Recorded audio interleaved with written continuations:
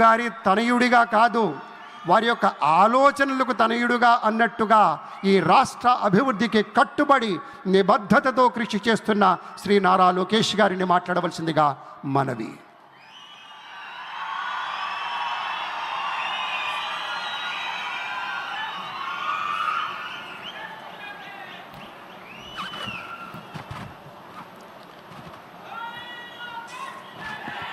అమరావతి నమో నమః, అమరావతి నమో నమః, అమరావతి నమో నమః.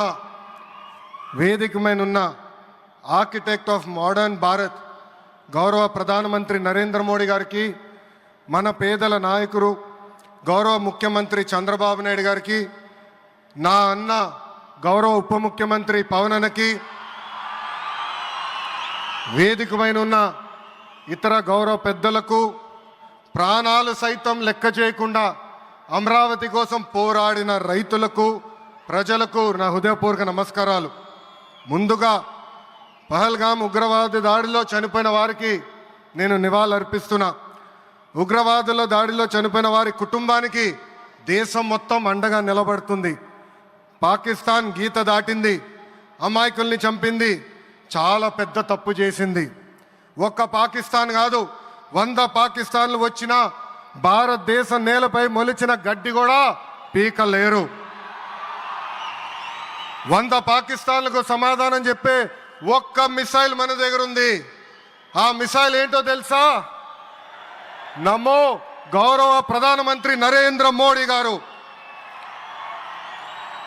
సింహం ముందల ఆటలు ఆడకూడదు, ఆడితే ఏమవుతుంది? మన సింహం నమో కొట్టే దెబ్బకి వరల్డ్ మ్యాప్లోనే పాకిస్తాన్ అని మిస్సింగ్ రావటం ఖాయం. ఈరోజు పాకిస్తాన్ ఆర్మీలో పనిచేసేవారు కొంతమంది రాజీనామా చేశారు, కొంతమంది సెలవులు పెట్టిపోయారు. దట్ ఈస్ మన నమో. నమో కొట్టే దెబ్బకి పాకిస్తాన్ దిమ్మ తిరుగుతాం ఖాయం. ఈరోజు నేను గర్వంగా చెప్పగలుగుతున్నా, ఎంటైర్ నేషన్ స్టాండ్స్ విత్ మన నమో. కేంద్రం ఈరోజు కులగణన చేయాలన్న నిర్ణయం తీసుకుంది. ఇది ఒక నిర్ణయం కాదు, ఇది ఒక సంచలనం. Where others hesitated for decades, Namo acted, rewriting history with courage.